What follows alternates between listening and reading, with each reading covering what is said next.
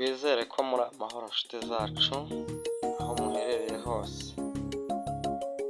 Turabashimira uburyo mubana natwe kandi natwe twiyemeje kuzajya tubagezaho amakuru atandukanye y'umushinga wa P-Network, cyane cyane ku bantu batigeze bawukeresha cyangwa se ngo bawusuzugure. Ubu noneho ikigezweho kuko payi yegereje kujya ku isoko, OpenMinet cyangwa se G7 n'igiciro cyayo cyamaze kujya hanze.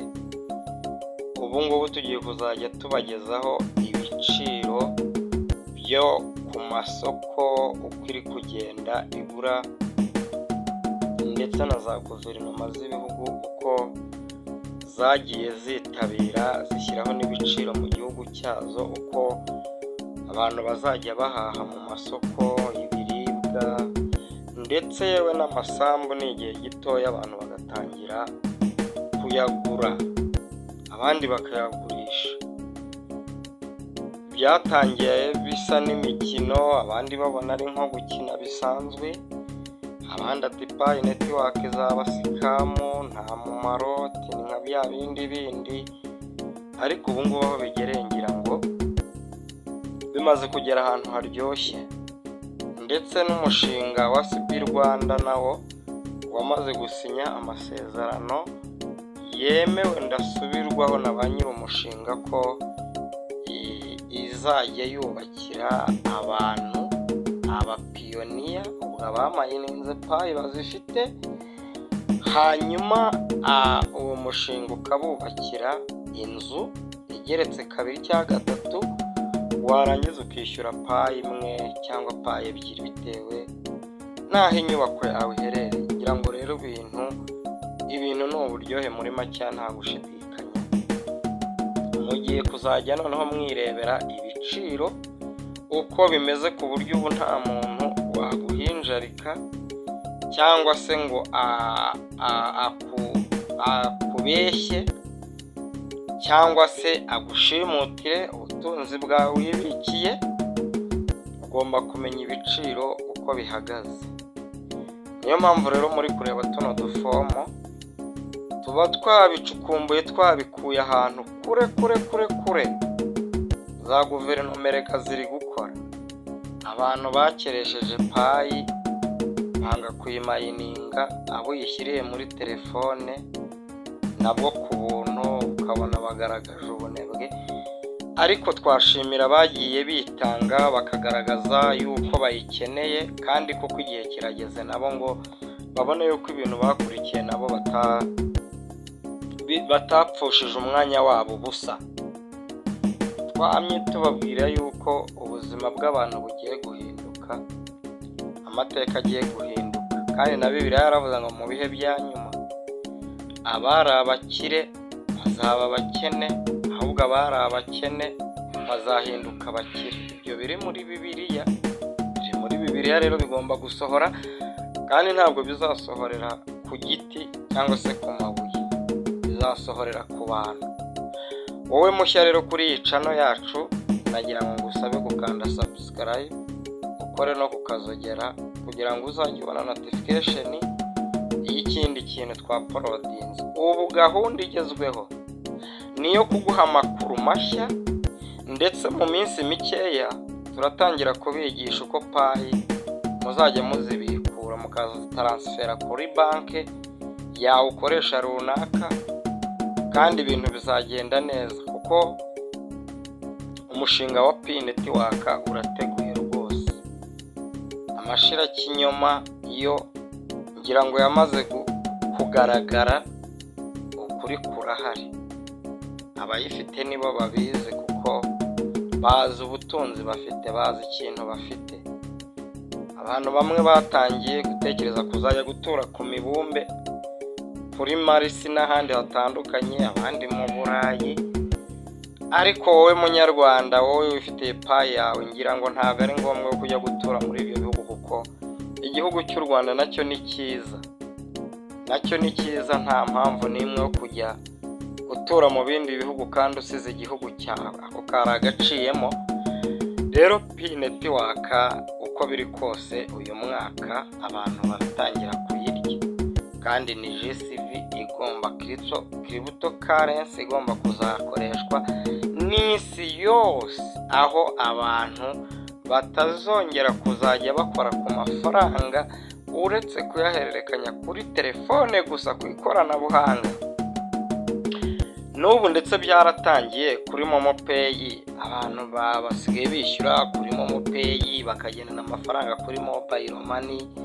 Ngira ngo byarakemutse, viziyo yabaye viziyo, nta muntu ugita amafaranga cyane kubera ko baba bayatwaye kuri telefone. Ubu rero noneho cryptocurrency ariyo Pi Network igiye gukora, yo ni urucabana rwose. No kuzajya ugendana amamiliyoni kuri konti yawe utaransifera, wishyura abakozi, wishyura ibyo kurya, wishyura isambu, wishyurira abana minerivare, utega indege wigira gutembera, ibintu ni uburyohe rwose. Ubwo rero ngira ngo mbabwire kugira ngo mukomeze mu mayininge kandi mudakererewe, nicyo twirirwa tubibutsa, kuko umushinga rwose uri tayari, umushinga urateguye, umushinga umeze neza, nta stress. Umushinga wa Pi Network rwose uhagaze neza, ndetse mu migabane y'Uburayi ndetse no muri Kenya ndetse na Nigeria. Ibyo bihugu bikunda gukoresha amakarensi, amakaributo byo rwose bo barabimenyereye. Mu Bushinwa ho Pi Network bamaze nk'imyaka 2 cyangwa 1 n'igice bayikoresha. Ugenda ukavugana n'umuntu imodoka, agahita aguhereza pasi freze, ugahita wishyuraho Pi cyangwa se ibice. Uretse ko nta n'imodoka yagura Pi yose, usanga ari muri 0.00 n'ibice, cyangwa ihenze ugasanga ni 0 n'ibice wenda 111. Gutyo urumva ibintu bimeze neza. Erega mwabantu mwe, Pi ni umushinga, Pi ni ikintu gikomeye, aho Pi izasimbura idolari, igasimbura iyero, igasimbura amapawundi, ndetse igasimbura n'ayandi mafaranga yose mwagiye muzi yagiye ahenda cyangwa se yabayeho kuri iyi si ya rurema. Kuko ubundi abatubanjirije n'idolari ryaje bari mayininga mu matelefoni. Ibi bintu biri kuza ntabwo ari inzaduka, ahubwo wenda byabaye inzaduka ku Banyafurika, ariko ubundi Pi Network yamye iriho kuva na kera. Nagira ngo rero ngushishikarize wowe, ushobora kuvuga ngo ese Pi nayibona gute muri telefone yanjye cyangwa nayimayininga gute? Twandikire muri comment, cyangwa se urebe nimero muri description, hanyuma utwandikire kuri WhatsApp cyangwa uduhamagare tugufashe gufungura Pi Network. Kandi harabura amezi 2 cyangwa 3 ngo kumayininga birangire, gucukura birangire, ubwo abantu batangire noneho guhererekanya, gukoresha ubutunzi bwabo bagiye bakorera mu myaka 5 ishize, kandi bategereje nta kurambirwa, nta gucika intege. Wowe mushya rero kuri channel yacu, nagira ngo usabe nkwibutse ukande subscribe ndetse na like, ukore no kuri kukazogera kugira ngo uzajye ubona notification ya video dushyizeho. Hanyuma ibindi ntekereza ko tuzakora video ubwo yo kwigisha abantu uko wabikura Pi zawe ukazishyira muri banka, cyangwa se n'ubundi buryo runaka buzaba bugezweho bwa ba nyir'umushinga Kowa Team na Nicolas ndetse na Kosashi, aribo ba chef ba Magagari b'umushinga wa Pi Network, bagaragiwe ndetse na Leta Zunze Ubumwe za Amerika ndetse n'ibindi bihugu by'ibihangange kuri iyi si ya rurema. Ari nayo mpamvu Pi Network izaba ihenze, nongere mbisubiremo ngo ihenze. Nta muntu n'umwe waba uyifite muri telefoni ye wayimayininze yarakoze step kuri step ngo azayikenane rwose. Icyakora ababikeresheje bo amarira azaba ari menshi ndetse n'agahinda, kuko no Bitcoin nayo iri ku isoko, ariko hari umuntu wari ufite Bitcoin 400, umuntu aramwoshya ngo ni iby'ikuzimu, arangije afata pasifureze zayo arazijugunya, afata akawunti arayideretinga muri telefoni ye, bukeye kabiri yumva ngo Bitcoin tayari yageze ku isoko, iri muri Binance.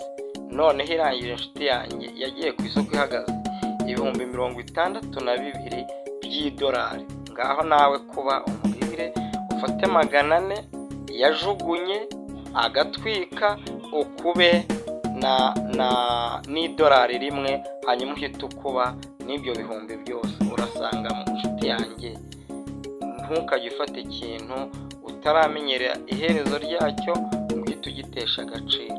Ndangije rero mbashimira, mbifuriza ibihe byiza, ndetse mbashimira n'uburyo mubana natwe umunsi ku munsi. Channel yacu Iwacu Niho TV tubari hafi, kandi tuzatubagezaho amakuru ya crypto ndetse n'andi atandukanye.